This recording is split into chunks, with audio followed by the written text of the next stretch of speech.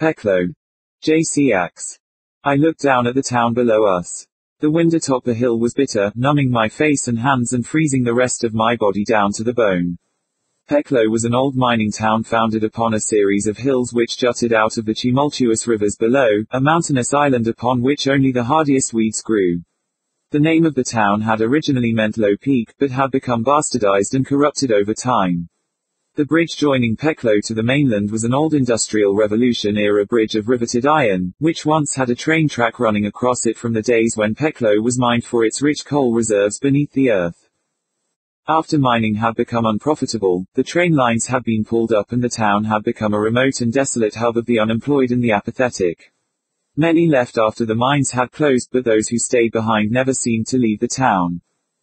As I sat on the roof of the car, looking up at the seemingly permanent cloud which hung over Peklo, my friend handed me a bottle of whiskey, which I began to drink with great fervor. With enough alcohol, I could smash my thoughts apart, preventing them from consolidating and attacking me. We did the right thing, Ricky spoke, and we did it the right way. I nodded. He pushed us. We pushed back. He knew the rules. I stood up on the roof of the car. We all know the rules. I said, locking eyes with my friends individually. I inhaled the cold air, noticing a slight metallic redolence in the wind. A storm was coming. I looked down at Ricky. Here comes the storm. We weather it together, or we all fall apart. Nobody leaves. Ricky turned suddenly, as a wailing sound, followed by a huge crunching sound echoed throughout the hills. The sky lit up as burning meteors fell from the heavens, crashing about Peklo and the surrounding hills. The heavens are alive, I cried out, spreading my arms wide and swigging deeply from the whiskey bottle. The sunlight burned my eyes as it crept in through the windscreen of the car. My head throbbed as I sat up, kicking the empty bottle across the car as I started the engine. As I drove down through the hills towards the town, I noticed that small smoking craters punctuated the entire landscape, dissipating smoke through the hills. I arrived at my house, a dilapidated old Victorian building which had fallen to decay. Most of the windows were broken or boarded up, and the back door was always open. I looked around the house. My father had been away for days now, probably in a drunken stupor somewhere, or gambling his dole money away like the useless fuck he always had been. I walked up to my room, opening the door, which hung from its hinges after being kicked through by my father in a drunken rage. The smell of smoke hit me immediately. The window had been smashed, and the smoldering remnants of a meteorite burned a hole in my mattress. I looked down at the meteorite. That one was meant for me. I'd avoided Saturn's hammer. An image of a charred corpse flashed onto the bed, bones and flesh blackened by smoldering embers and the kiss of flames. I recoiled in horror as I looked upon the burned corpse, and realized it was my own. I blinked rapidly, and the image disappeared. We stood before the crater in the field, looking down at the embers below. The smoke attacked our eyes, but the warmth was a welcome change from the usual bitter cold. I looked around at my friends. Ricky Enma, the most vicious piece of shit I'd ever met, he joined our group after beating 7 shades of shit out of one of our group, John Nurgle. After watching Nurgle take a beating, I decided it was better to have Ricky with us, rather than against us. John Nurgle was an animal, a filthy hedonistic dog with 2 dicks. He was the kind of chain-wanking pervert that probably jacked it to Marquis du Chardé. Rory Sheol stumbled about as he always did. I'd very rarely seen Rory sober. There was always something intoxicating in his bloodstream that caused him to slur his words, roll his eyes, sweat, scream and fall down. Holding an arm around him was Francis Amon, the biggest thief in Peklo. Francis often did this to Rory, held him up with one arm whilst picking his pocket with the other. He'd gotten so good at it that he'd often take his money and slip the empty wallet back in his pocket before Rory even realized. Andy Iblis looked at me with a face like a slapped ass. His seething resentment towards me stemmed from the fact that he wanted to be like me. I often teased Andy for his failings, his inability to fight, his short stature or his generally forgettable presence. And then there was me, Jake Vertov, leader of the group. I hated this town as much as anyone else did, but like my parents before me, I'd never left. Sometimes I dreamt of fleeing across the bridge as this bitter little island, this shit-stained rock we called home, sank into the ocean behind me. Did you hear? Rory slurred. Meteors hit the quarry, the fire caught onto the old coal stream. I looked down at the pit below, the winds reanimating the embers, cracking and splintering the dry dirt around it. Peclo is crumbling from below, I muttered. Rory stepped forwards, as Francis slipped his wallet from his pocket and into his own. Jake, he said, handing me a small bag of powder, do what you do. I sat on the ground next to the fire, motioning for John to hand me the bottle of whiskey. It's potion time, boys, I grinned, unscrewing the cap and pouring the powder into the bottle. The white powder separated as the bad chemicals sunk to the bottom and the good ones floated to the top. I recapped the bottle and shook it up, before opening it once more. The whiskey had taken on a pale amber hue. Andy, I spat, was the rest of it. Andy stepped forwards, ruffling through his pockets and pulling out 2 sachets. This better be the good stuff, not that imitation crap you bought last time. Andy sneered, you know it's the good stuff, Jake. I'll be the judge of that. I said, looking up, well, are you going to open them or what? Andy tore off the top of one of the sachets and handed it to me. I emptied it into the bottle, which began to fizz wildly. I let the bottle sit between my legs, as the bubbles rose up the neck of the bottle, eventually dying down. I poured the second sachet into the bottle and watched the process again. As the bubbles died down, I shook the bottle one last time and took a swig. The taste was bitter, metallic and saccharine, but I'd come to tolerate it and sometimes enjoy it. Even after the first swig, I could feel the effects of the potion, as it lifted me from my sober state, and gave me the feeling that I was in free fall.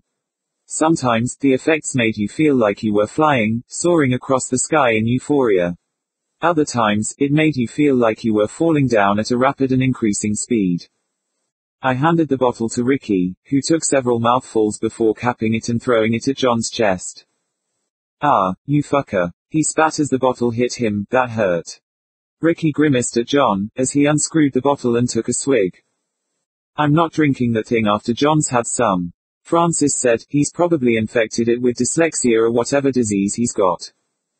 Rory stumbled forwards with heavy footsteps and snatched the bottle from John, taking several deep mouthfuls of the liquid before handing it to Francis, who began wiping the neck of the bottle with his sleeve. Save some for me, you greedy fuck, Andy nudged Francis as he drank from the bottle. Andy snatched the bottle and took 2 mouthfuls before retching and coughing, spitting some of the excess liquid into the pit, which exploded on contact with the embers, burning brightly. Whoa, Andy said, did you see that? At once, he threw the entire bottle into the pit, which erupted in a bright explosion, throwing shards of glass all over us. I ran forward, gripping Andy by the collar. What the fuck did you do that for? I barked. It was funny, Andy said in defense, it was a joke. It's not funny, I said, throwing Andy to the floor. That was all of our drink, what else are we supposed to do tonight? Andy looked up at me, his eyes wide and his jaw askew. I felt a pillar of rage rise up from my stomach, causing my right arm to flick out involuntarily and strike him in the face. I pulled the stunned Andy to his feet. You better get some more, I ordered. Fuck you, Jake, he said, spitting blood at me. I'm not getting shit. Then get in the pit and lick it up, I said, shoving Andy roughly. At once, Andy stumbled backwards, falling into the pit. Embers took flight, rising up as he writhed in the pit, screaming in agony. The group stepped backwards in shock before leaning forwards and reaching down to help. I looked down at Andy as his clothes caught fire, rising to his feet and desperately trying to escape. Francis reached for Andy's hand. No, I ordered, leave him. He's burning, he'll pull you down too. At once Francis withdrew his hand, looking away and covering his ears as Andy's agonized wails rung out through the air. One by one, each of the other members of the group turned their faces away, almost as if nothing was happening. I kept my eyes on Andy, as the flames consumed him. With charred hands, he reached up out of the pit, trying to pull himself up. I stepped forwards, placed my foot against his face and kicked him sharply into the pit. We were silent as we filled the pit with fresh earth and rocks. Soon enough, the pit had disappeared, and Andy along with it. We walked across the hills in silence before sitting at the edge of town and continuing our night as though nothing had occurred. Let's get another bottle. Rory broke the silence. Tonight is getting boring. I shook my head. It's too late. Rory's head fell into his lap apathetically. I inhaled the smoky air. It was the right thing to do. Ricky nodded. Yeah. There was no saving him. Francis shook his head lightly. We could have tried. Tried what? I asked. He was badly burned as soon as he jumped in there. If we'd have tried to pull him out, we could have gone up in flames too, or he might have pulled us in. Even if he'd escaped, he would have died from his burns and would all be facing a murder charge. I looked around the group, keeping my eye on the faces for any signs of dissent. We've done this before. We survived without punishment because we followed the rules. We all know the rules. I stood next to the rock which concealed the burial place of Mickey, Chunky, Jin. It had taken us hours to roll it into place, but now it looked as though it had been there since time immemorial. How are you, old friend? I spoke to myself, feeling better than the last time I saw you, I hope. I patted the rock. I guess you already know, Andy's down there with you now. I swung my legs up onto the rock and let my legs hang off the edge. I do feel a little remorseful for the way things ended between us, Chunky. I said, but you knew the rules. We all have to follow the rules. We couldn't let you leave. Nobody leaves. No exit, no exceptions. You could have ratted us all out, and then what? It was all for the greater good. I guess I admire that you tried to fight your way out. But you couldn't take us all out, you know that, and let's not forget that you stabbed me first. I said, patting the rock below me once more. I looked out at the horizon. The smoke had become thicker, hanging in the air like smog. The only light that broke through it came from the glowing fissures in the earth. My wound has mostly healed now, I said. I hope that with your burial, we can bury the hatchet. At once the rock began to tremble, as the earth beneath it started to give way. I leapt from the rock as a huge glowing fissure appeared beneath the earth and the smell of burning flesh invaded my nostrils. I looked back at Chunky's memorial rock, as it began to sink into the crumbling earth. I awoke to the smell of thick smoke. With many windows missing, the house was at the mercy of the advancing smoke. My father was still away. I left the house and began to walk through the town. The smoke was getting thicker, spiraling into the sky and fusing with the clouds, blocking out the sunlight and leaving Peklo in a state of perpetual twilight. The roads had begun to crumble, as the fires beneath the town had begun to melt the tarmac and eat away at the earth beneath them. Pockets of earth were disappearing into fiery sinkholes, as though the whole town might fall away into the sea below.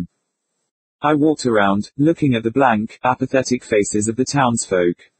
I walked to the town center, looking up at the central feature, a miner hacking into the earth with a pickaxe. I looked up at the face of the statue, which seemed to stare back at me with a demonic visage. I walked away from the town center and made my way to the old train station. I went to platform 7, looking down at the overgrown shrubbery, which had begun to turn brown. A man stood at the platform's edge, looking vacantly into the ether. I approached him, tapping him on the shoulder.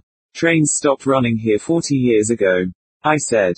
At once the man turned to face me. His face was distorted, necrotic and wild. The train is coming. He screamed in a shrill voice, the train is coming to take me away.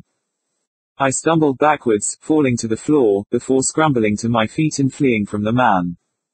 I took a breath. I could do it. I had to do it. This place was burning up, and I wouldn't be consumed by the flames. The bridge was barred off with signs warning of the dangers of crossing the bridge. The meteors had struck it, severely damaging the integrity of the bridge, leaving nothing but a thin strip of iron connecting one side to the other. I looked down at the raging waters below. Many Peklo residents had fallen from the bridge and been swallowed up by the currents and broken up against the rocks. The bridge rattled as I climbed over the barrier and took the first step. I clung to the iron railing, as I took another step onto the bridge, listening to the sound of the metal twisting and groaning, as though it resented my presence. I clung tightly to the railing, shimmying along the side of the bridge, until I reached the center point. The metal plates had fallen away, leaving nothing but a thin iron rod to carry me to the other side.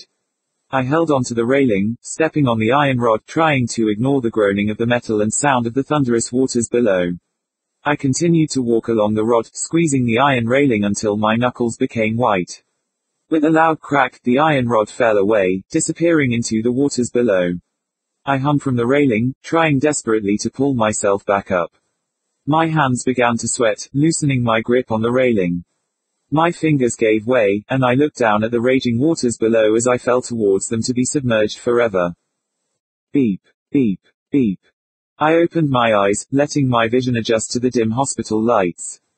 The monitor beeped with every beat of my heart. I reached up to my head, feeling the bandages which wrapped my head.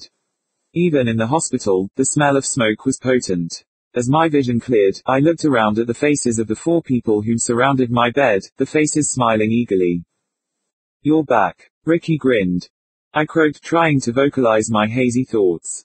"We thought you were trying to leave us." Rory slurred. "You fell from the bridge." John's eyes lit up. "Where were you going, Jake?" "You know the rules," said Francis. At once the grins became stretched and distorted, as the skin fell from the faces, leaving behind necrotic, skeletal features, full of joyful malice. "We all know the rules," Ricky said through jarred teeth. I recoiled in horror at the dead faces of my friends, and at once I remembered the fight I'd had with Mickey Jin all those weeks ago. After we caught him trying to escape, we dragged him to the hills. He'd stabbed me in the stomach, and I'd stabbed him back 7 times before burying him and placing a rock over his grave. As I'd sat against the rock, the blood stopped flowing from my stomach, and for a moment I'd felt euphoric. I looked out at the rising embers outside of the window, as the smoke thickened, and the skeletal faces of my friends advanced on me. There would be no rest for me, no salvation, no escape. Trapped in Peklo until the ground gave way to the fires below and swallowed us all whole. The skeletal faces leaned towards mine. Nobody leaves. Copyright JC Axe 2016.